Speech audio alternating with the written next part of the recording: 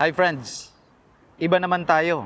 Sa Psalm 116 verse 12 ay may tanong ang Haring David.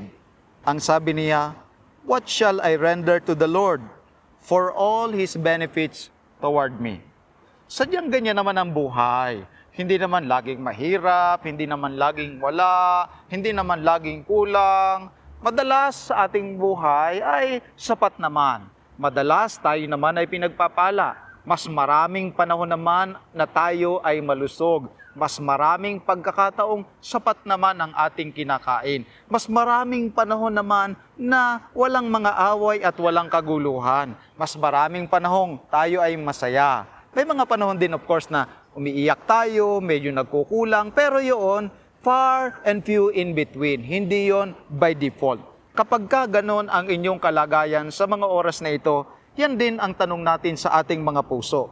What shall I render to the Lord for all His benefits toward me? Paano ba tayo gaganti sa ating Panginoong Diyos sa lahat ng pagpapalang ipinagkatiwala niya sa atin, bagaman hindi tayo karapat-dapat? Sa sumusunod na mga talata, dito sa 116 verses 13 onwards, ay sinabi ni Haring David kung ano ang mabuting gawin. Verse 13, ang sabi niya, "I will take up the cup of salvation and call upon the name of the Lord." Ang una daw niyang gagawin ay ganito, itataas niya, ang sabi niya, ang kopa ng kaligtasan at siya ay tatawag sa pangalan ng ating Panginoong Diyos. Hindi niya pala sasarilinin yung kaligtasan. Itataas niya ito upang maging available din sa kanyang mga kakilala, sa mga tao na nangangailangan din ng kaligtasan at makakilala ng pagpapala, pag-iingat, kagandahang loob ng ating Panginoong Diyos. Kapag ka po pala tayo ay pinagpapala na ng Panginoon, tayo naman ay nagiging daluyan ng kanyang pagpapala. Yung mga binigay niya sa atin, mga kotse, binigay na tayo ng jeep, ng tricycle, nawa maging instrumento naman yan upang yung mga taong walang masakyan, masasakyan natin, ihahatid natin. Yung tao na mga walang damit, kakaunti ang kanilang mga gamit, yung mga pagpapalang ipinagkaloob sa atin ng Panginoon, ibahagi naman natin sa kanila upang sila ay maging kabahagi ng pagpapala ng Panginoon. Hindi lang yon, ang sabi niya dito, yung kaligtasan na ipinagkaloob sa atin ng ating Panginoong Diyos, ibabahagi din natin upang sila din ay magkaroon ng kaligtasan. Pangalawa,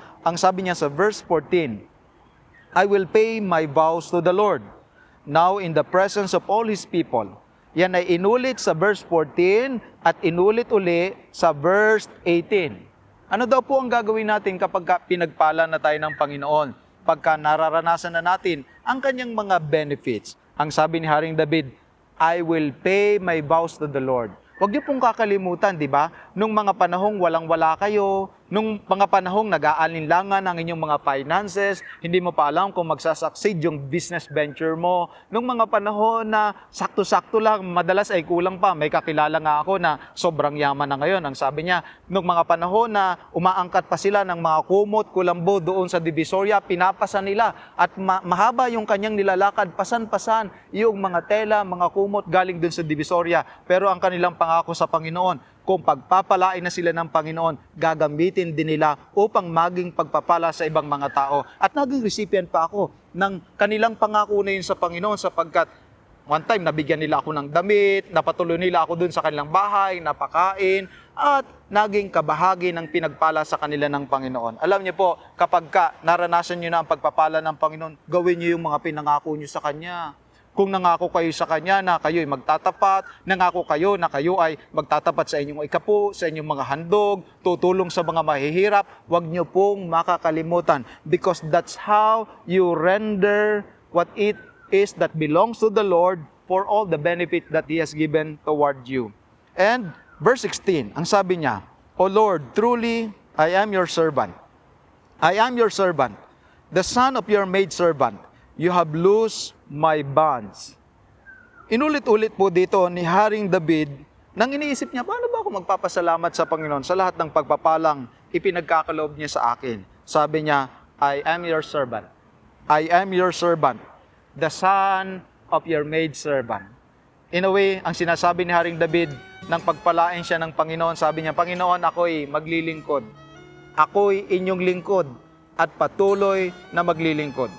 Alam niyo po, ang isang pinakamahirap na nasaksihan ko sa aking pagpapastor, kapag ka may mga taong nagpapapre, habang naghahanap pa lang ng trabaho, habang wala pa sila, pero kapag ka meron na sila, kalimutan na nilang maglingkod sa Panginoon. Nakalimutan na nilang magsimba, mag-overtime pa sila, at nakalimutan na nilang mag-serve sa gawain ng ating Panginoon o ipagamit yung mga pagpapalang ipinagkalob sa kanila ng Panginoon para sa gawain. Dito si Haring David, sabi niya, I am your servant. Truly, I am your servant, the son of your maidservant.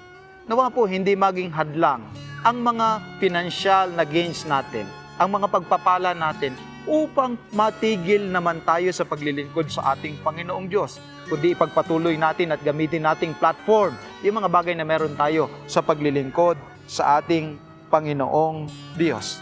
Because even sa gitna ng pagpapala, we can live God's Word in this world.